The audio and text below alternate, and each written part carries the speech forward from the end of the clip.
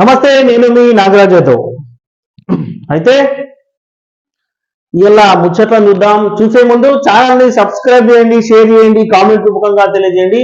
మీ సలహాలు సూచనలు ఏమన్నా ఇవ్వాలి అనుకుంటే కామెంట్ సెక్షన్ లో కామెంట్ చేయండి. మీ సమస్యలకై నిరంతర పోరాటంగా మా ఛానల్ పనిచేస్తుంది ఖచ్చితంగా.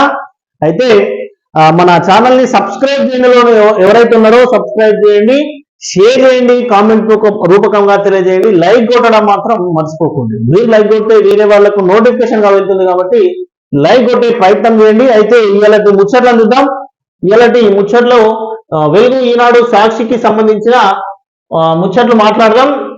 ఎన్నికలను మేము కంట్రోల్ చేయలేం, అంటే ఈసీ పనితీరును నిర్దేశించలేం.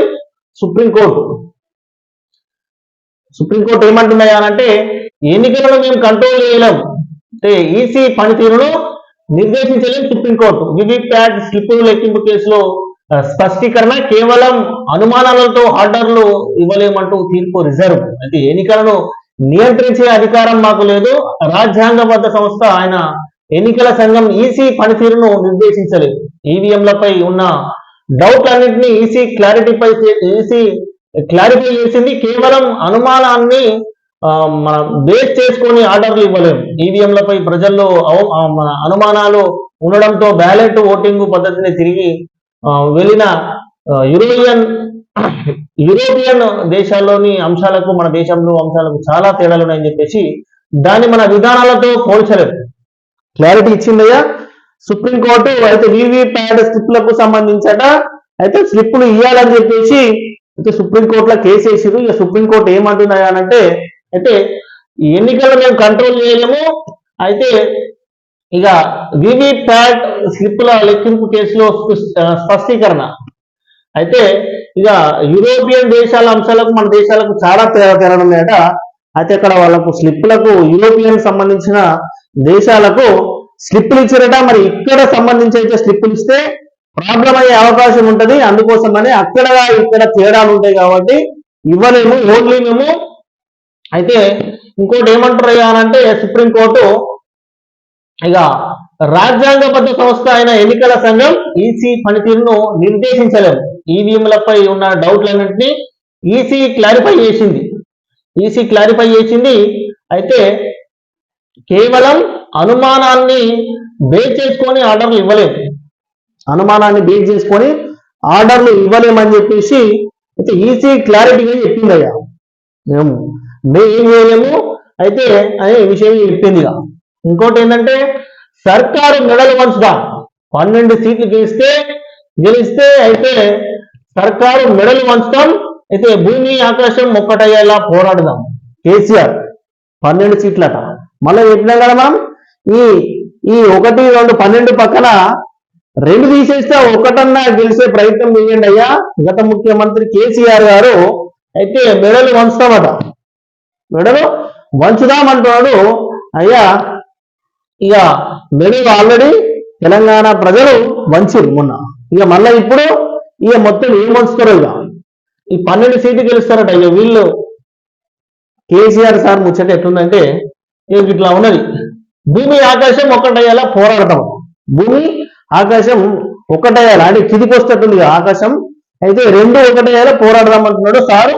అయితే రెడీగా ఉండి అయితే జైళ్లకు తోకమట్టలకు కేసీఆర్ భయపడతాడా? ఈ తోకమట్టలు ఈ మట్టలు ఆ మట్టలు మాట్లాడు ఈడియా బోడి అని అంటాడు. అంత పెద్ద సంస్థను ఈడి రాని బోడి రాని అంటే ఈడి వచ్చురు అక్కడ వేసుకొని ఒక సాంప్రదాయంగా ఒక ఏదైనా హుందాతనంతో మాట్లాడాలయ్యా. ఈడి బోడి ఇక తోకమట్ట ఈ మట్ట చెరుకు మట్ట మాట్లాడు. ఇక గత ముఖ్యమంత్రి ఇంకా మాటలు ఇట్లనే నడుస్తున్నాయి ఇంకా. అయితే జైళ్లకు తోకమట్టలకు కేసీఆర్ భయపడతాడా? ప్రజలకు కాంగ్రెస్ మధ్య పంచాయతీ పడ్డది. అయితే ప్రజల తరఫున బీఆర్ఎస్ పోరాడుతుంది. ప్రజలు ఇప్పుడు గుర్తుకొచ్చారు. ప్రజల తరఫున పోరాడతాడ. మరి సమస్యలు బాగానే ఉన్నాయి అయ్యా సారు. ఆ సమస్యలు మరి ఇంకా పోరాడకుండా మరి ఇంకేం చేసింది? రాష్ట్రంలో కొన్ని 100 సమస్యలు, 1000 సమస్యలు ఉన్నాయి. మరి ఆ సమస్యలను ఇంకా మరి ఎందుకు అట్లా ఉంచినాయా? ఇప్పుడు గవర్నమెంట్ చేంజ్ కాగానే మళ్ళీ ప్రజలు గుర్తుకొచ్చారు. ఈ గవర్నమెంట్ లో ఉన్నప్పుడే మనం పట్టించుకునే ప్రయత్నం చేసిరా? ఏది భూములకు రిజిస్ట్రేషన్లకు సంబంధించి మొర పెట్టుకున్నారు, కొన్ని జిల్లాలల్లో మొర పెట్టుకున్నారు. ఇప్పటికైనా పట్టాలు ఇవ్వాలి.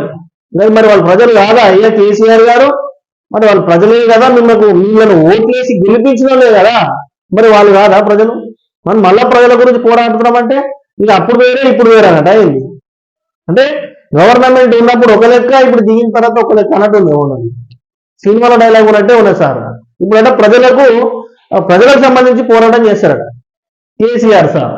ఇక మళ్ళీ ఇంకేమంటున్నాయా అంటే ప్రభుత్వం తులం బంగారం కూడా, తులం బంగారం కాదు ఇనుము కూడా ఇయ్యలే. తులం మొన్న 3 నెలల తులం బంగారం ఏమో సరే వాళ్ళు చెప్పవచ్చు, 8 ఎట్లా ఇయ్యలేదంటే వాళ్ళు ఇచ్చేది వాళ్ళు ఇస్తారు కావచ్చు. మీరెంత పూర్తి ఇచ్చారన్నది ఇట్లా గమనించాలి. మీరు ఎంత పూర్తి ఇచ్చారు, ఏం చేశారు అనేది ఇట్లా గమనించాలి. అయ్యా కేసీఆర్ గారు మేడిగడ్డలో 2 పిల్లలు ఉంటే ప్రపంచమే మునిగట్టు చేసింది. మరి మేడిగడ్డలనే 2 పిల్లలు గురినాంటి. ఆ 2 పిల్లలు అయినా కానీ ఎట్లా ఎందుకు కూలితే అయ్యా కేసీఆర్ గారు మరి ఇంజనీర్లు లేరా? గనివేల ప్రాజెక్టు కట్టినాం, ఎట్లా కడతాం? ఒక ఇల్లు కట్టాలంటేనే ఆ పిల్లర్లు మంచిగా ఉండాలి, కింద పునాది బాగుండాలి, అన్ని విధాలుగా మంచిగా ఉండాలి, చేసే పనులు బాగుండాలి, మేస్త్రులు బాగుండాలి. ఒక ఇల్లు కట్టాలంటేనే, ఒక చిన్న ఇల్లు కట్టాలంటే కొన్ని వేల కోట్ల ప్రాజెక్టును గంట సింపుల్ గా 2 పిల్లర్లు దాన్ని అసలుగారు చేస్తాం, లేకపోతే ప్లాస్టింగ్ చేస్తానంటే అవి చేసేసేట చేయించన్నట్టు సింపుల్ గా అయిపోయింది. అంటే తెలంగాణ ప్రజల సంపద సింపుల్ గా అయిపోయింది కదా, వేస్ట్ అయిపోతుంది కదా అంటున్నాడు. మరి దానివల్ల ఏమైనా ప్రజలకు ప్రయోజనమయ్యే విషయం అయిందా? బొంగళవాడు ట్రాక్లవుడు కొన్ని ఏళ్ల నుంచి కట్టిన ప్రాజెక్టులు కట్టే మొన్ననే కట్టిన ప్రాజెక్టు గట్లవుడు ఎంత దురదృష్టకరం. మళ్ళా అయితే దేశం మునిగినట్టు అని చెప్పేసి మళ్ళీ అంటాడు. మళ్ళా మునిగింది తెలంగాణ ప్రజలు మునిగినయ్యా, మీరు మునిగలేదు. మీరు కమిషన్లు కాంట్రాక్టర్లు ఇవన్నిటికి దగ్గర మంచిగా వసూలు చేసుకొని మునిగి పెట్టుకున్నారు తప్ప కానీ నష్టపోయింది ఎవరయ్యానంటే తెలంగాణ ప్రజలు. నష్టపోయింది తెలంగాణ ప్రజలు నష్టపోయింది, వీళ్ళు కాదు. ఏమనంటే మాటలు మాట్లాడమంటే కుర్చీ వేసుకుంటా, కాలువలు నింపుతా, గేట్లు ఎత్తా ఈ మాట్లాడతాడు. మరి తెలంగాణ ప్రజలకు మీరు ఏం చేశారు అనేది గది వివరించారు. ఊర్లలో పోతున్నాడు సార్, మరి ఊర్లలో పోయినప్పుడు గట్టిగా అడుగుతున్నాయా ప్రజలారా, మీరు ఏం చేశారు? మాకు రుణమాఫీ ఎటువంటి, మాకు ఇదేటి పోయింది, దళితులకి 3 ఎకరాల భూమి ఎటువంటి అది అడుగుతారు సార్కు. కాళేశ్వరంపై దుష్ప్రభావం చేసి నీళ్లు కాకుండా చేశారని కామెంట్ కాళేశ్వరం చేసిన సంగతి గట్లుందని చెప్పేసి చేసింది. మరి అది రాను ఇంకా ఆగమవుతుందని చెప్పేసి మాట్లాడి రుణవస్తమే మాట్లాడారు కదా, అలా లేని కల్పించి మాట్లాడలేదు కదా అయ్యా కేసీఆర్ గారు. అయితే బంగారు తెలంగాణ సాధించి తిరుగుతున్న ధీమా మిర్యాలగూడ సూర్యాపేటలోని బీఆర్ఎస్ అధినేత బస్సు యాత్ర. మరి అంతకుముందుకే బంగారు తెలంగాణ అన్నారు, అంటే ఇప్పుడు వెండికి వచ్చినట్టుంది. వాళ్ళు నిజంగానే బంగారం ఉన్నది, ఇప్పుడు కాంగ్రెస్ రాగానే వెండికి వచ్చింది, ఇంకోటి రాగానే ఇంకోటి ఏమవుతుంది కదా. ఈ సార్ మాటలు అట్లున్నాయా? మరి మనం నమ్మే ప్రయత్నం ఏమన్నా ఉన్నదా ప్రజలకు? ఈ మాటలు నమ్మే ఇంతకో మాట ఎటువైనా గవే నీళ్ళు వస్తాయంటాడు. మళ్ళా ఈయన మిర్యాలు కూడా కాళేశ్వరం నీళ్ళు వస్తాయంటాడు. హైదరాబాద్ పోతే గవే నీళ్ళు వస్తాయంటాడు. ఎటువైనా మహబూబ్ పోయినా గవే నీళ్ళు వస్తాయంటారు. ఆ నీళ్ళు ఇటే వస్తాయంటారు. వీళ్ళు ఏంటంటే ఎటువైనా ఇక ప్రజలు ఒకటి మభ్య పెట్టేసి ఓట్లు వేయించుకుని తప్పితే కానీ ఏం లేదా. వీళ్ళు వేసిన దుకాణాలు ఇంకా ముందుకున్నాయి, ఇంకా జర్రంతనే మామూలు ఇంకో శారణంతా బయటపడే కావచ్చు. కానీ ఇంకా భారం అంతా ఏం చేశారు, అక్కడ ఉన్న మంత్రులు ఏం చేశారు, ఎమ్మెల్యేలు ఏం చేశారు, నాయకులు ఏం చేశారు, కబ్జాలు ఏం చేశారు, టోటల్ గా కాంట్రాక్టర్ల దగ్గర ఎంత తీసుకున్నారు అని చెప్పేసి ఇట్లా ఇవన్నీ మొత్తం బయటపడతాయి. జర ముందు ఈ ఎలక్షన్లు కానీ ఎలక్షన్లు అయిన తర్వాత సినిమా చూపిస్తారు మీకు. అయితే ఇక మిర్యాలగూడ సూర్యాపేటలోని బీఆర్ఎస్ అధినేత బస్సు యాత్ర. అయితే నువ్వు గట్టిన అద్భుతం ఏంటో కాళేశ్వరం దగ్గరనే చర్చిద్దాం రా. ఏమంటున్నాయనంటే రేవంత్ రెడ్డి గారు సూటి ప్రశ్న వేసిండు, ఒకటి కౌంటర్ ఇచ్చేసిండు, ఎక్కడికి సవాల్ వేసిండు. నువ్వు కట్టిన అద్భుతం ఏంటో కాళేశ్వరం దగ్గరనే చర్చించుకుందాం రా. నెలలను కరిగించే రక్తాన్ని ధరపోసి కడితే 3 ఏళ్లకి ఎట్లా ఊరుతుంది? మన కేసీఆర్ పై సీఎం రేవంత్ రెడ్డి ఫైర్. ఏమంటున్నాయా అంటే మెదడును కరిగించి రక్తాన్ని దారపోసి కడితే 3 ఏళ్ళకి ఎట్లా కూలింది? మెదడును కరిగించిండట. ఇది బంగారం కరిగించినట్టు మెదడును కరిగించేసి కాళేశ్వరము రక్తం లెక్క దారపోసి రక్తాన్ని దారపోసి కడితే 3 ఏళ్ళకి ఎట్లా కూలుతుందా మరి? మెదడును కరిగించిండా, రక్తాన్ని దారపోసిండా, 3 ఏళ్ళకి కుప్పకూడిందా? ఈ కాళేశ్వరం కథ గట్లున్నది. ఈ మన రేవంత్ రెడ్డి సార్ ఫైర్ అవుతుండో ఎగ్గేసి కాళేశ్వరం డిజైన్ గీసినవా? బయట ప్రగల్భాలు పలుకుడైంది, అసెంబ్లీకి రమ్మంటే ఎందుకు పారిపోయినావు? వాస్తవేనా? ఇప్పుడు రేవంత్ రెడ్డి సార్ ఏమంటున్నాడు అయ్యా అంటే పెగ్గేసి కాళేశ్వరం డిజైన్ గీసినవా? మరి ఏమో మరి గీస్తే గీయొచ్చు మరి. అయ్యా మరి ఇందులో మీకు ఏం మీకు గీసుడు ఏం తెలియదా? నేను గీస్తా, మరి నేను గీసింది కూడా మళ్ళీ మీరు గీయాలి, గీసేసి మీరు ఆ డిజైన్ అనేది చేయాలని చెప్పేసి ఈ విధంగా చెప్పొచ్చు. మరి పెగ్గేసి గీసినవా అంటుడు రేవంత్ రెడ్డి సారు. పెగ్గేసి గీసినాం అంటుడు. బయట ప్రగల్భాలు పలుకుడైంది, బయట పలుకుడైంది మరి వాస్తవమేనా? మరి బయట మాట్లాడేది. అయితే ఇంకోటి ఏమంటున్నాయా అసెంబ్లీకి రమ్మంటే ఎందుకు పడతారు? మరి వాస్తవమేనయా? మరి నువ్వు ఒక నియోజకవర్గం నుంచి ఎన్నికైన శాసనసభ్యుని, అయితే ఇక్కడ గజ్వేల్ నుంచి ఎన్నికైన శాసనసభ్యుని, మరి అసెంబ్లీకి వచ్చేసి మేము చేసినాం, మరి తప్పులేం చేసినాం, బరాబర్ మీరు మాట్లాడాలి. మీరు చేసిన అభివృద్ధి పనులేందో ముక్కు చుట్టూ చెప్పేశారు అంతే. ఇప్పుడు మేము చేసినాం కాళేశ్వరం ప్రాజెక్టు, ఇట్లా చేసినాం గట్లా చేసినాం చెప్పినట్టు వాస్తవంగా నువ్వు చేసినావు అంటే ఖచ్చితంగా రావాలి, అసెంబ్లీలో చెప్పాలి, బాధ్యత మీరు. గత ముఖ్యమంత్రి కేసీఆర్ గారిది మీరు రావాలి. మరి ఎందుకు రాలేదయ్యా? అసెంబ్లీ సమావేశాలకు రాకపోవడానికి కారణం మరి ఆల్రెడీ తెలంగాణ ప్రజలు చూసి మరి ఎందుకు వస్తలేరు అని అంటే నేను తెలిసింది ఆల్రెడీ కాళేశ్వరంలో కథ నడిచింది కాబట్టి వస్తలేరు అని చెప్పేసి తెలిసింది. మరి ఎందుకు రాలేదయ్యా ఒక అసెంబ్లీకి? మరి అసెంబ్లీకి వచ్చి చెప్పొచ్చు కదా అంటాను. హరీష్ రావు రాజీనామా లేక జేబులో పెట్టుకో, హరీష్ రావుని రాజీనామా లేక జేబులో పెట్టుకో.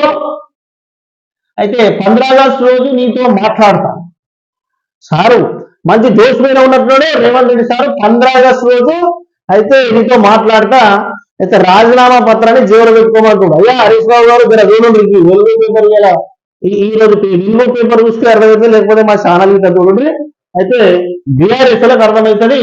అయితే హరీష్ రావు లేక జేబులో పెట్టుకో, 15 ఆగస్టు రోజు మాట్లాడుతున్నాడు సారు. ఇక 15 ఆగస్టు లోపు చేసేటట్టున్నాడు, మరి మాటలా మరి చేస్తాడా చూద్దాం.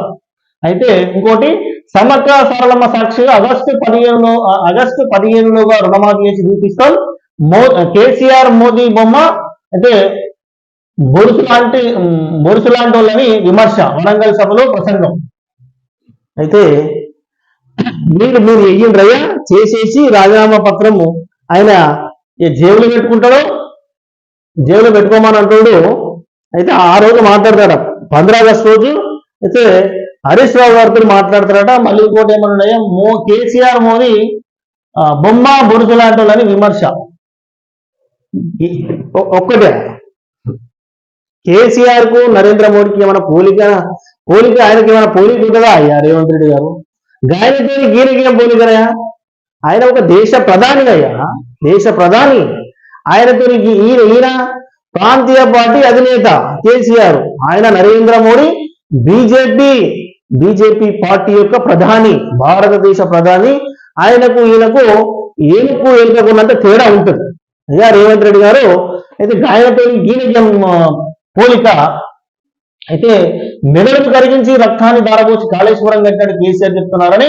అట్లా మెదడును కరిగించి కడితే 3 ఏళ్ళకి ఎందుకు ఊలిపోతుందని చెప్పేసి సీఎం రేవంత్ రెడ్డి ప్రశ్నించారు.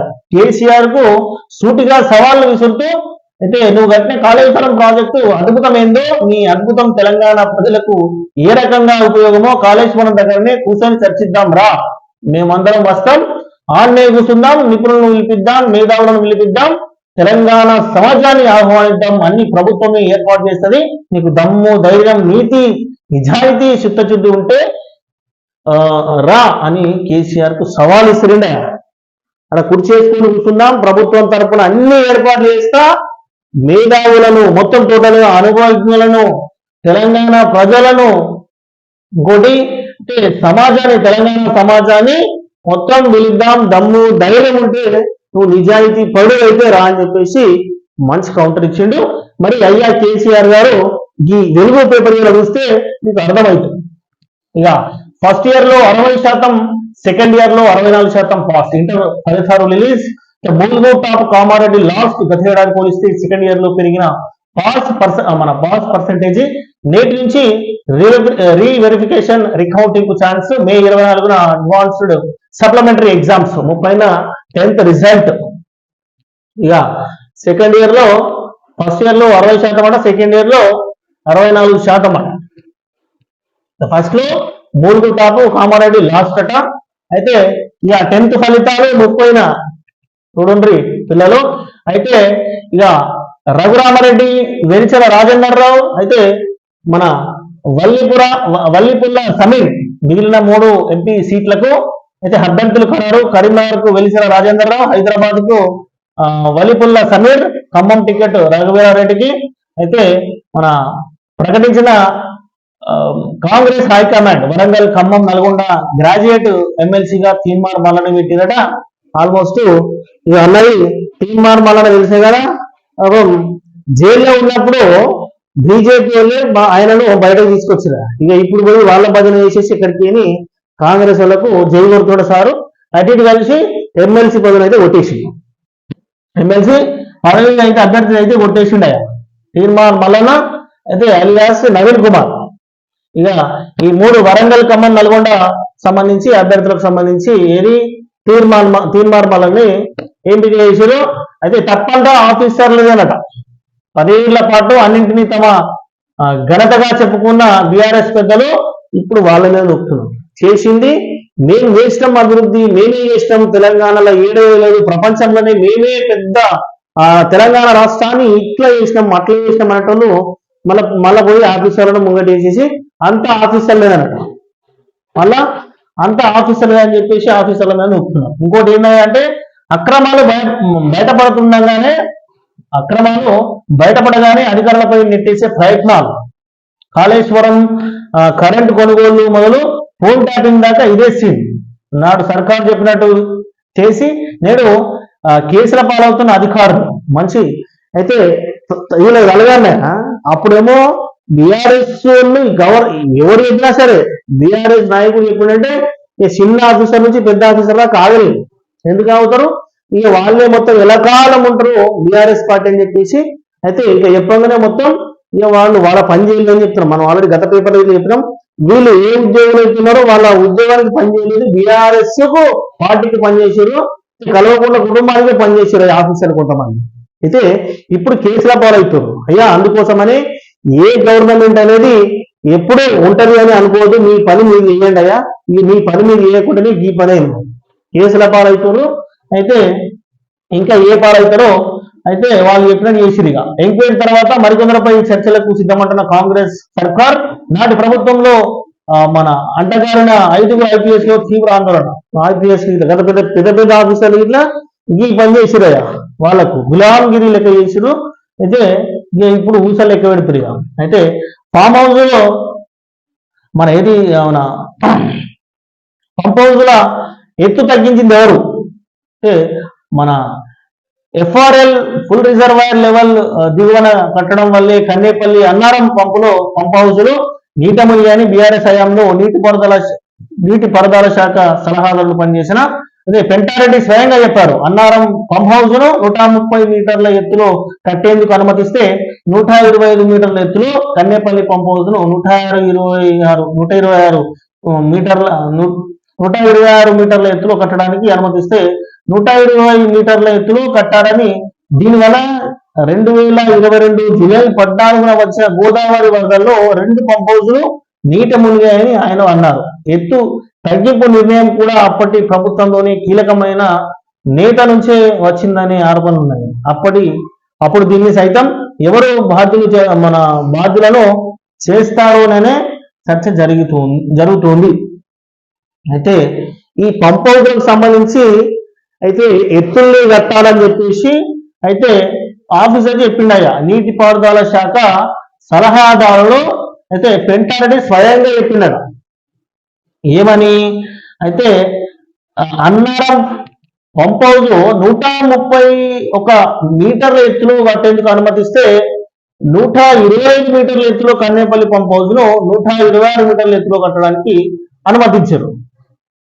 అయితే అయితే ఇంకోటి ఏంటంటే అనుమతి 126 మీటర్ల ఎత్తులో కట్టడానికి అనుమతిస్తే 120 మీటర్ల ఎత్తులో కట్టాలని దీన్ని 2022 జూలై 14న గోదావరి వరదల్లో పంప్ హౌస్లో నీట మునిగాడు. వాస్తవంగా 131 మీటర్ల ఎత్తులో కట్టమంటే 120 మీటర్ల ఎత్తులోనే కట్టినాడు. ఆల్మోస్ట్ 11 మీటర్ల కింది గింజ వరకల గోదావరి వరదల వరకల గంగలో కొట్టుకోయింది ప్రాజెక్ట్. ఈ పంప్ హౌస్ అనేవి ఆల్రెడీ మొత్తం టోటల్ ఖరాబ్ అయిపోయింది. ఇక అప్పటి సలహాదారులు చెప్పిండట వీళ్ళు కట్టనే అంటే వాళ్ళు ఇంకా కింది కట్టేసి కాళేశ్వరం కథకు ఇక మరి దీంట్లో ఎవరు బాధ్యులు మరి ఆఫీసర్లను ముంగటేస్తురా. ఆఫీసర్లను ఎంత సిగ్గుచేటంటే మరి గత ప్రభుత్వంలో మీరు ఇంత నిర్లక్ష్యం ఎట్లా చేసిరయా? ఈ ఆఫీసర్ల మీద నెట్టేసుడు, వాళ్ళ మీద నెట్టేసుడు, వీళ్ళ మీద నెట్టేసుడు. మరి మీరు చూసుకునే బాధ్యత మీకు కాదా? గవర్నమెంట్ మీ గవర్నమెంట్ చూసుకునే బాధ్యత కాదా? మంత్రిని కాదా? అక్కడ ఉన్న ఎమ్మెల్యేని కాదా? మరి పర్యవేక్షించి ఏం నడుస్తుంది, ఎంత అవుతుంది, ఏది ఫ్యూచర్ లో అయితే ఎట్లా ఉంటుంది ప్రాజెక్టు, ఎన్ని మీటర్లు పెట్టాలి, ఏం చేయాలి కదా అని ఆల్రెడీ మీటర్లు ఎన్ని మీటర్లు అనేది పైకి ఆల్రెడీ పెట్టారట. అయితే దాన్ని లెక్క వేయకుండా వాళ్ళ ఇష్టానురీతిగా వాళ్ళకున్న ఒక నాయకుడు చెప్పిందట. ఆ నాయకుడి వల్లనే ఈ మీటర్లు అనేది తగ్గిందట. మన ఏ నాయకుడు అనేది ఇక బయటపడుతుంటది. కానీ అయితే ఆఫీసర్లను ఇక లోపట్లో వేస్తే వాళ్లకు అర్థమవుతుంది. ఇక వాళ్ళు చెప్తారు ఇక. అయితే వారసత్వ ఆస్తులకు ట్యాక్స్ వేస్తారు. ప్రజల సంపదను లాక్కోవడానికి కాంగ్రెస్ చూస్తున్నది. మోదీ మనం బతికినా మరణించినా దోచుకోవడమే ఆ పార్టీ పని. ఆస్తులతో పాటు రిజర్వేషన్లను కొల్లగొట్టేందుకు ప్లాన్. మతపరమైన రిజర్వేషన్లతో అంబేద్కర్ కు వెన్నుపోటు పొడిచారు. ఛత్తీస్గఢ్, మధ్యప్రదేశ్ ఎన్నికల ర్యాలీలో మోదీ ఫైర్. ఏమంటుండగా అంటే నరేంద్ర మోడీ సారు వారసత్వ ఆస్తులకు ట్యాక్స్ వేస్తారట. ప్రజల సంపదను లాక్కోవాలని చూస్తున్నది. అయితే ఇక కాంగ్రెస్ ప్రభుత్వం అట్లా చేస్తుందన్నయ్య. వాస్తవంగా సారి చెప్పింది అప్పుడే కాంగ్రెస్ హయాంలోనైతే ఇక మనం చూసినాం. మన కష్టాలు ఏంది అనేది మనకు ఆల్రెడీ కళ్ళ ముంగట్టే మనకు కనబడ్డది. కాంగ్రెస్ ప్రభుత్వం ఉన్నప్పుడు ఎట్లుండే, మరి ఏం చేసి ఏం కథ చేశారు అనేది ఆల్రెడీ కొద్ది పునరాలోచన చేసుకుంటే బాగుంటుంది ప్రజలారా. అయితే ఇవన్నీ మాట్లాడుతున్నాడు సారు. జనం బతికినా మరణించినా దోచుకోవడమే ఆ పార్టీ పని. ఆస్తులతో పాటు రిజర్వేషన్లు కొల్లగొట్టేందుకు ప్లాన్. మతపరమైన రిజర్వేషన్లతో అంబేద్కర్ కు వెన్నుపోటు పొడిచారు. ఇంకోటి చూస్తే నా పోరాటమే నా బలం ఎవరంటారో బండి సంజయ్. అయితే అభివృద్ధి మోదీ నా ప్రచారస్థాలు 3 లక్షల మెజారిటీతో గెలుస్తా. అయితే ప్రధాని సహకారంతో కరీంనగర్ కు 12,000 కోట్లు తీసుకొచ్చిన అయితే ప్రజల కోసం కొట్లాడి అత్యధిక కేసుల పాలైన నేతను నేనే. అయితే వెలుగు ఇంటర్వ్యూలో కరీంనగర్ బీజేపీ ఎంపీ బండి సంజయ్ అయితే అభ్యర్థి బండి సంజయ్ ఏమంటున్నాయంటే నా పోరాటమే నా బలం. అయితే అభివృద్ధి మోదీ నా ప్రచారస్త్రాలు 3 లక్షల మెజారిటీతో గెలుస్తున్నాడు బండి సంజయ్ గారు. వాస్తవంగా ఈ బండి సంజయ్ గారిని తీసేసుడుకు బీజేపీ జోష్ అనేది తగ్గిందయ్యా. వాస్తవంగా చెప్పాలంటే బండి సంజయ్ గారు ఉంటే ఈ 10 గారు ఇంకొక డబ్బులు కొట్టుకోవచ్చు, సీట్లను డబ్బులు కొట్టుకోవచ్చు. ఇక వాళ్ళ దాంట్లో వాళ్ళది ఏమైందో తెలియదు. కానీ ఒక విధంగా బీజేపీ తగ్గడానికి తగ్గింది అని అంటే బండి సంజయ్ గారే ఒక విధంగా అధ్యక్ష పదవి నుంచి తీసేసిన తర్వాత బీజేపీ పరిస్థితి ఎట్లా ఉంటే ఈయన ఉన్న తర్వాత ఎట్లా ఉందనేది ప్రజలకు అర్థమైపోయింది.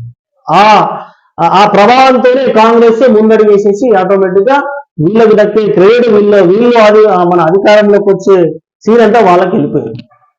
సో అట్లా బండి సంజయ్ గారు అంటే ఇంకొక 10 సీట్లు వచ్చే అవకాశం ఉండు. కానీ ఇక ఆయన తీసేసుడుకు కిషన్ రెడ్డి గారిని అధ్యక్షుడిగా పెట్టే వరకలా సో కొద్దిగా కార్యకర్తలకు కానీ నాయకులకు కానీ కొద్దిగా డల్ అయ్యే అవకాశం అయిపోయింది. సో ఏదేమైనా అయితే కరీంనగర్ లో 3 లక్షల మెజారిటీగా అయితే గెలుస్తారట సారు. అయితే ఇంకొక 12,000 కోట్లు ఇంకా మొత్తం ప్రధాని సహకారంతో 12,000 కోట్లు తీసుకొచ్చినట. ఓకే, అయితే ఇక ప్రజల సంపద పంచుతామని నేను అనలే. అయితే ఇక సామాజిక ఆర్థిక సర్వే చేస్తామని మాత్రమే అన్న రాహుల్ గాంధీ. అయితే నా కామెంట్లను మోదీ వక్రీకరించి చెప్పారు. అన్యాయానికి గురైన వాళ్ళను గుర్తించేందుకే ఈ సర్వే. కులగణన అంటే ప్రజల ఆర్థిక సామాజిక పరిస్థితి తెలుసుకోవడం కూడా. సామాజిక న్యాయ సమ్మేళనతో రాహుల్ కామెంట్ ప్రజల దృష్టిని మళ్లిస్తున్నారు. అసలు సమస్యలపై మోదీ మాట్లాడతలేరు ప్రియాంక గాంధీ.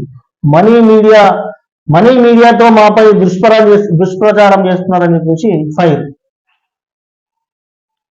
అయితే వాస్తవంగా ఏం చెప్పానంటే ఏమంటున్నారు అంటే ప్రజల సంపదను పంచుతామని నేను అనలే, సామాజిక ఆర్థిక సర్వే చేస్తానని మాత్రమే అన్నా. అయితే ఇంకోటి ఈ కులగణన అంటే ప్రజల ఆర్థిక సామాజిక పరిస్థితిని తెలుసుకోవడమే కూడా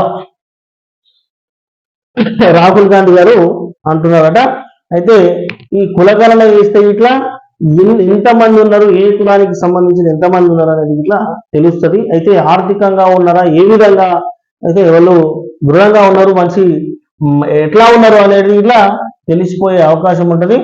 అయితే జేఈ మెయిన్స్ లో మనోళ్ళే టాప్. దేశవ్యాప్తంగా 56 మందికి 100 మన పర్సెంటైజ్. అయితే అందులో 15 మంది తెలంగాణ వాళ్ళే ఫలితాలను విడుదల చేసిన ఎన్డీఏ.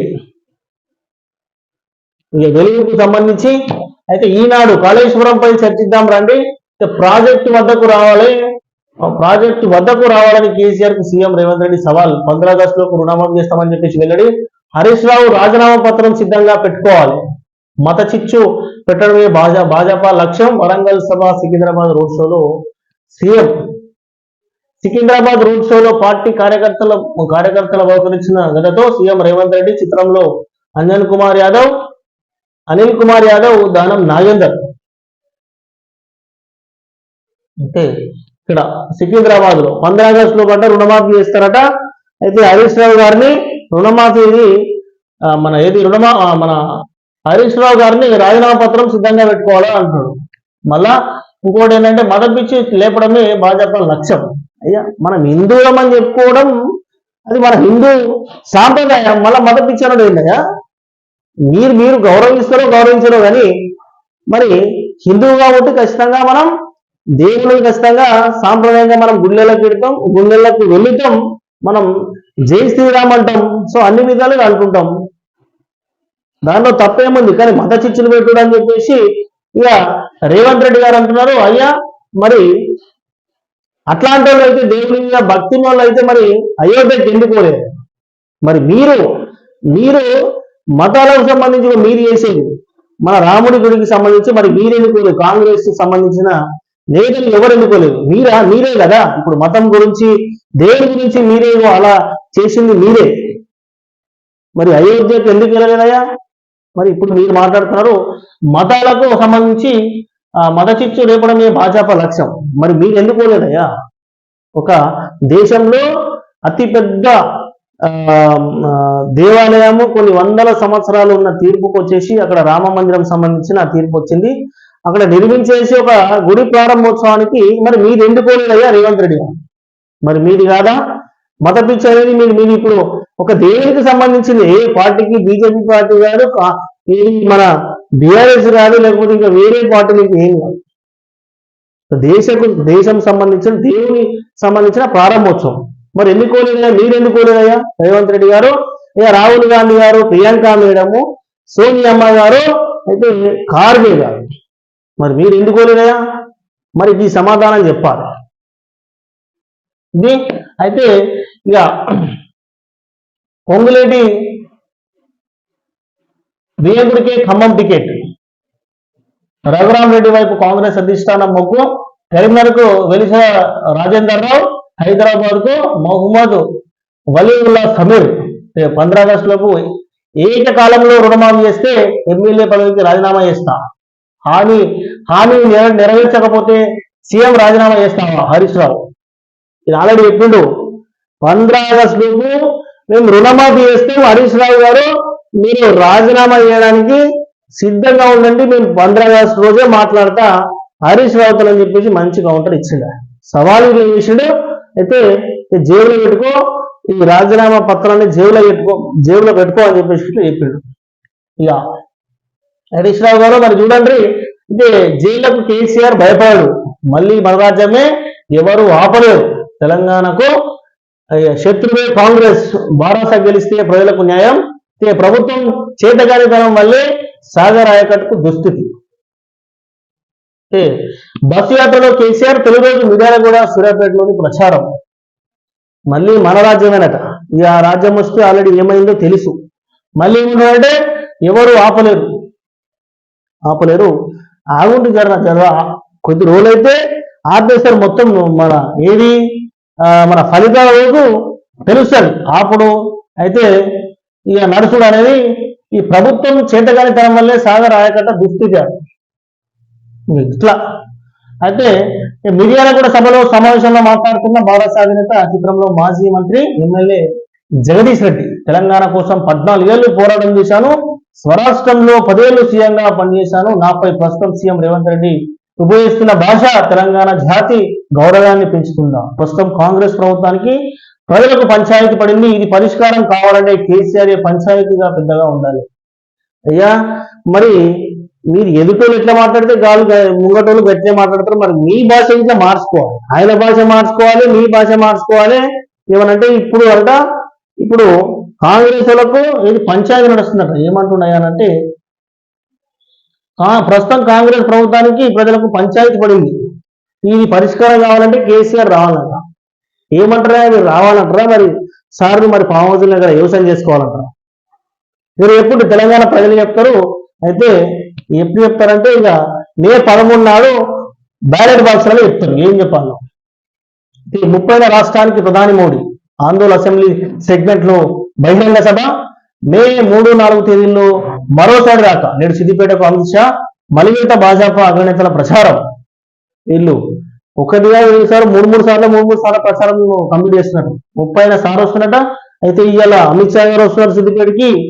మే 3-4 తేదీలో మరోసారి అయితే రాక నేడు సిద్దిపేటకు మన అమిత్ షా సార్ వస్తున్నాడు. అయితే రాష్ట్రం మీద ఫోకస్ పెట్టిరయ్యా బీజేపీ సంబంధించిన నేతలు, పెద్ద నేతలు. అయితే జేఈ మెయిన్స్ లో తెలుగు వాళ్ళ సత్తా, జాతీయ స్థాయిలో 22 మందికి 100% తుది ఫలితాలు విడుదల. 994 మార్కులు. చరిష్మా శివసాయి బైపీసీ 993 మార్కులతో ఎంపీసీ, రమినేని హాన్సిక, భానోతు అంజలి, సమిశెట్టి అనుజ్ఞ ముగిసిన రెండో విడత ప్రచారం. రేపటి పోలింగ్ కు సర్వం సిద్ధం. కేసీఆర్ వల్లే మేడిగడ్డ నాశనమైంది. 29 మంది బారాస ఎమ్మెల్యేలు కాంగ్రెస్ లోకి చేరనున్నారు. మంత్రి ఉత్తమ్ కుమార్ రెడ్డి కరెంటు, సాగునీరు ప్రాజెక్టులపై మీడియాకు ప్రజెంటేషన్. వాస్తవమైన కేసీఆర్ వల్లనే ప్రాజెక్ట్ అయితే ఆల్రెడీ ఆగమైందని చెప్పుకోవచ్చు. వాస్తవంగా అయితే కరెంటు, నీటి ప్రాజెక్టులకు మీడియాకు సంబంధించిన ప్రజెంటేషన్ ఇచ్చారు. ఇది అయితే ఇక ఈనాడుకు సంబంధించింది ఇదే. ఒకటి సాక్షికి సంబంధించింది. కాళేశ్వరంపై చర్చ కూడా. మేడిగడ్డ వద్దే మేధావులతో చర్చిద్దాం. కేసీఆర్ కు సీఎం రేవంత్ రెడ్డి సవాల్. మీ మేధస్సు కరిగించి కడితే మేడిగడ్డ వేడిపండు ఎందుకైందో తేలుద్దాం. ప్రతిపక్ష నేతగా దీనిపై అసెంబ్లీకి వచ్చి మాట్లాడలేదు. ఎందుకు మాట్లాడతాడా? అసెంబ్లీకి ఎందుకు వస్తాడైనా? ఎమ్మెల్యే గెలుస్తాడు, లేకపోతే ఎమ్మెల్యేగా గెలిచేసి ఇక అలా ఫామ్ హౌస్ ఉంటాడు, ఇంట్లో ఉంటాడు. అసెంబ్లీకి ఎందుకు వస్తాడా? తెలంగాణ ప్రజలకు చెప్పాలి కదా. మరి కాళేశ్వరం ప్రాజెక్టు పెద్ద ఇరిగేషన్ ప్రాజెక్టు, దేశంలోనే మేము కట్టలేని ప్రాజెక్టు, ఇక మాకంటే తోపు ప్రాజెక్టు ఎవరు కట్టలేరు అని చెప్పేసి అయితే ఇక మీడియా ముందుకు వచ్చి మాట్లాడమంటే మాట్లాడతాడు. మరి అసెంబ్లీకి వచ్చి ఎందుకు మాట్లాడతాడు? మాట్లాడాడు అట్లా. అందుకోసమనే అయితే తెలంగాణ ప్రజలు మంచి నిర్ణయం చేశారు. మెదడు కలిగించింది కాళేశ్వరం కోసం కాదు, దోపిడీ కోసం. మెదడు కలిగించింది ఇక రేవంత్ రెడ్డి సార్ మాట్లాడేటుంటాయి. మెదడు కలిగించిందట కాళేశ్వరం కోసం కాదట, కమిషన్ల కోసం అట. అయితే దోపిడీ కోసం. భూకంపం వచ్చిన భూమి బద్దలైన ఆగస్టు 15 లోపల రుణమాఫీ చేస్తే దేశ ప్రజలకు మంచి చేసిన రైతులయ్యా. మీరన్నా కనీసం ప్రజల పక్షాన నిలబడి ఆ రుణమాఫీ ఏదైతే ఉందో 2 లక్షల రుణమాఫీ మీరు మాటిచ్చారు. రుణమాఫీ ఏంటి, ఆ రైతు భరోసా ఏంటి, పింఛన్లది ఇట్లా మీరు వేసి మీరు కాంగ్రెస్ మాట మీద నిలబెట్టుకోవడానికి ఇట్లా గది ఎట్లా ప్రయత్నం చేయండి. అయితే మోదీ కేసీఆర్ ఇద్దరు తోడు దొంగలు, దేవుడి మతం పేరిట విద్వేషాలు, ఓట్ల కోసం చిల్లర రాజకీయాలు, లోక్సభ ఎన్నికల్లో వారిని గుణపాఠం చెప్పాలని ఇది వరంగల్ జనజాతర సభ సికింద్రాబాద్ కార్నర్ మీటింగ్ లో రేవంత్ రెడ్డి ఫైర్. రేవంత్ రెడ్డి అంటే కార్నర్ మీటింగ్ మాట్లాడిన రేవంత్ రెడ్డి అయితే ఇక కేసీఆర్ నరేంద్ర మోడీకి పొంతన ఏంది, ఆయన మళ్ళీ కేసీఆర్ కు నరేంద్ర మోడీకి పొంతన పెడతాడు. చెప్తున్నా కదా, ఈయనకి వెనుకకు ఉన్నంత తేడా ఉంటుంది. అయితే ప్రభుత్వం మెడల వలస 12 సీట్లు ఇవ్వండి, హామీలన్నీ అమలు చేసేదాకా సర్కారు వెంటాడదాం కేసీఆర్. అయ్యా మీరు వెంటాడేమో కానీ ప్రజలే ఆలయ గుణపాఠం చెప్తారు. మళ్ళీ ఇంకొక 5 ఏళ్ళు రాగానే ఈ 6 పథకాలను అయితే ఏవైతే మాటిచ్చారో ఇప్పుడు ఏమున్నా ఈ ఉచిత బస్సు ప్రయాణంకి సంబంధించి ఒకటి మాత్రం చేసిరే, వాస్తవంగా ఒకటి చేసిరు. మిగతా ఇంకొక 5 ఉన్నాయి. అవి ఏకపోతే మీరు కాదయ్యా ప్రజలే ఎంబడబడతారు. ఏంటంటే 12 సీట్లు గెలుస్తారంటే ప్రజలు ఎంబడబడతారు కదా. అయితే ఎంత పొడిచి పడతారో చూద్దాం. హామీలన్నీ అమలు చేసేలాగా సర్కారు వెంటాడదాం కేసీఆర్. 5 ఎకరాలకే రైతు బంధు అంటూ దగా. రైతు బీమా ఉంటుందో లేదో, అయితే ఉంటుందో లేదో, నీళ్లు ఇవ్వలేదు, కరెంటు సరిగా రావడం లేదు, ఆడబిడ్డలకు తులం బంగారం ఏమైంది, పింఛల పెంపు ఏది, నన్ను తిట్టినా సరే తెలంగాణ బిడ్డలకు న్యాయం జరిగితే వదలను, నన్ను తిట్టినా సరే న్యాయం జరిగితే వదలను. మీడియాలో కూడా సూర్యాపేట రోడ్ షోలో మాజీ సీఎం ప్రసంగం, బస్సు యాత్ర షోలు, రైతులతో మాట మంత్రి, నేడు భువనగిరి రోడ్ షో. ఏమంటున్నాయా అంటే మళ్ళా ఇక సెంటిమెంట్ కొడుతున్నాడు మళ్ళా సారు, కేసీఆర్ సారు. అయితే ఇక 5 ఎకరాల లోపు రైతు బంధు అంటూ దగా. మరి మంచి పని కదా, 5 ఎకరాల లోపు ఉన్న వాళ్ళకి మరి ఇస్తే మంచిదేనే. మరి నీళ్ళకి 100 ఎకరాలకి ఇచ్చేసాడా, రైతులకు ఇచ్చేవాడు ఏమన్నా రైతులకు పోతుందా లేకపోతే అక్కడ రాబందులకు పోతుందా?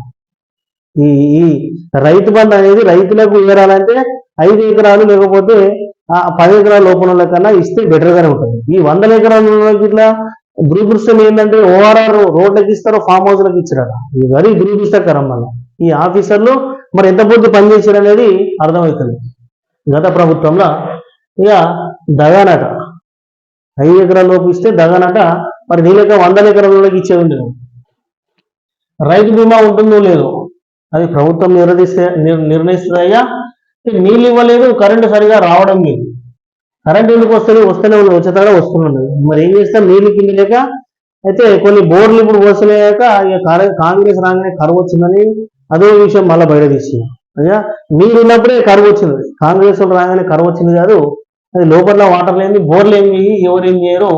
అయితే ఆడబిడ్డలకు తులం బంగారం ఏమైంది, తులం బంగారం ఏమైంది ఉంటే జరంత ఏముంది.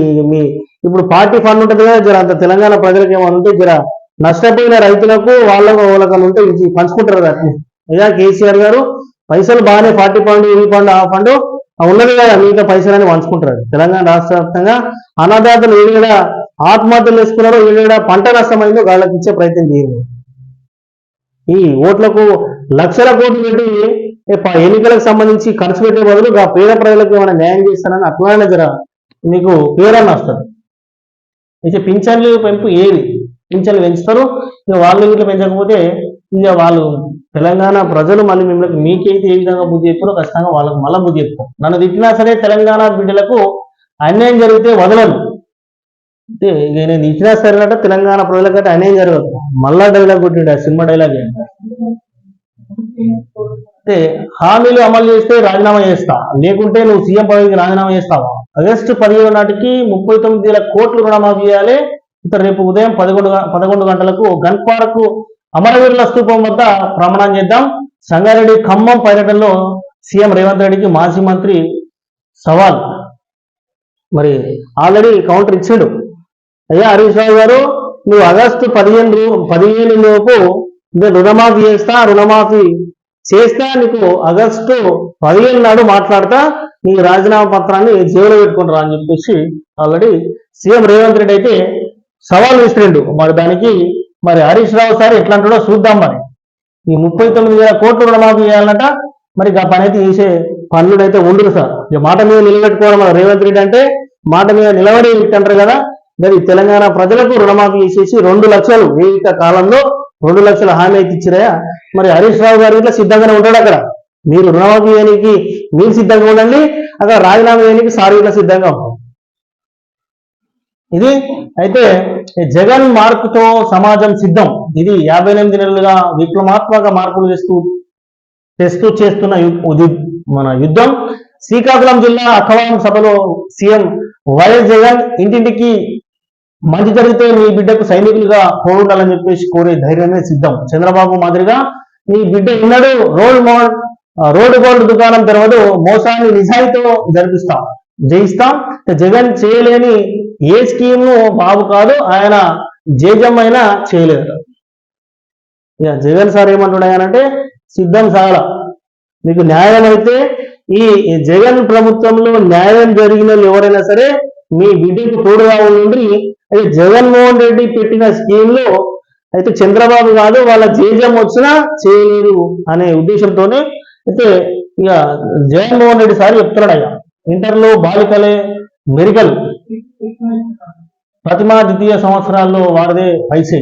మే 24 నుంచి అడ్వాన్స్ సప్లిమెంటరీ ఫలితాల్లో సర్కార్ కాలేజీల సత్తా చాటి అయితే ఎంపీసీ విద్యార్థులే ఎక్కువ పాస్, జనరల్ గురుకులాలే ఏలూరు ఇంటర్ విద్యార్థులు ఆత్మహత్య. ఒకటే అయ్యా ఈ విద్యార్థులకు సంబంధించి ఇప్పుడు మీరు ఫెయిల్ అయ్యారంటే మామూలు జీవితంలో ఇక మొత్తం టోటల్ గా ఇక మాకు ఈడికే ఇక ఫెయిల్ అయినా ఇక జీవితం ఈడికే అయిపోయిందని కొంతమంది ఎవరైనా సరే ఆడవాళ్ళైనా మగవాళ్ళైనా అయితే అక్కలకు తమ్ముళ్లకు అయితే వాస్తవంగా మనం ఫెయిల్ అయినాము అని అంటే ఏదో మనం ఇక మనం ఏదో అప్సెట్ చేసి మాకు ఇక మొత్తం సమాజంలో మమ్మల్ని గుర్తించరనే కాకుండా ఈ తర్వాత మళ్ళీ సప్లిమెంటరీ పరీక్షలు ఉంటాయి, రాసుకోవచ్చు. సో ఇది ఫెయిల్ అయినంత మాత్రాన్ని మేము జీవితంలో మేము ఏం సాధించలేము అని అంటే 10వ తరగతి ఫెయిల్ అయిన సచిన్ టెండూల్కర్ ఒక దేశానికి రోల్ మోడల్ అయ్యా. ఒక పెట్రోల్ పంప్ లో పనిచేసిన ఇప్పుడు అంబానీ ఆయన ఒక రోల్ మోడల్.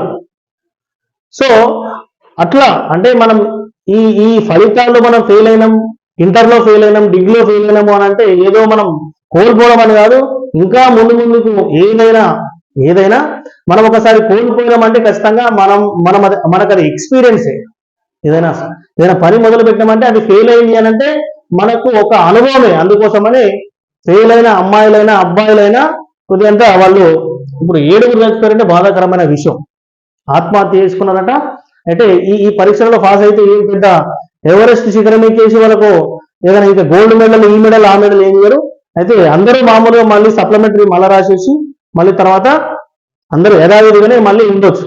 సో అందుకోసమనే ఏదో మాకు ఫెయిల్ అయినాం కదా మేము సమాజంలో ముఖం ఎట్లా తీర్చుకోవాలనే బాధ మాత్రం అట్లా ఉండదు. ఖచ్చితంగా మీరు ఏదే విధంగానైనా మళ్ళీ పాస్ అయ్యి మళ్ళీ మీరు ఉన్న స్థాయికి వెళ్ళే అవకాశం ఉంటుంది. ఈరోజు ఫెయిల్ అయిన మాత్రాన్ని మేము ఏం సాధించలేము, మేము ముందుకు వెళ్ళలేము అనేది కానీ అది తప్పు. అయితే ఆ విషయాలలో కొంతమంది విద్యార్థులే కానీ అట్లా వేసుకోవడం అనేది బాధాకరమైన విషయం. 7 ఇంటర్ విద్యార్థులు ఎంచుకోరట. అంటే ఇక సచ్చినా వదలగట. కాంగ్రెస్ వస్తే ప్రజలపై వారసత్వ పన్ను మన జీవించి ఉన్నా మరణించి ఉన్నా పన్ను మూత తప్పదు, జనంపై మరింత పన్ను విధించాలని యువరాజుల సలహాదారు అంటున్నారు. కాంగ్రెస్ పై నిపుణులు జరిగిన మోదీ. ఛత్తీస్గఢ్ మధ్యప్రదేశ్ లో ప్రధాని ఎన్నికల ప్రచారం. ఇక సచ్చినా బతికినా పన్నులు వసూలు చేస్తారని చెప్పేసి కాంగ్రెస్ చేసినట భారత ప్రధాని నరేంద్ర మోడీ సార్ అంటున్నాడు. ఎక్కడయ్యానంటే ఛత్తీస్గఢ్ మధ్యప్రదేశ్ సభల యాదాద్రికి గ్రీన్ సిగ్నల్. తాజాగా పర్యావరణ అనుమతుల జారీకి నిపుణుల కమిటీ సిఫారసు. 2017 మన జూలైలోనే పర్యావరణ అనుమతులు జారీ. అనుమతులకు విరుద్ధంగా టెక్నాలజీతో యాదాద్రి థర్మల్ విద్యుత్ కేంద్ర నిర్మాణం. దీంతో మారిన టెక్నాలజీకి అనుగుణంగా మళ్ళీ పర్యావరణ అనుమతులు పొందాలని చెప్పేసి 2022లో ఎన్జిటి ఆదేశాలు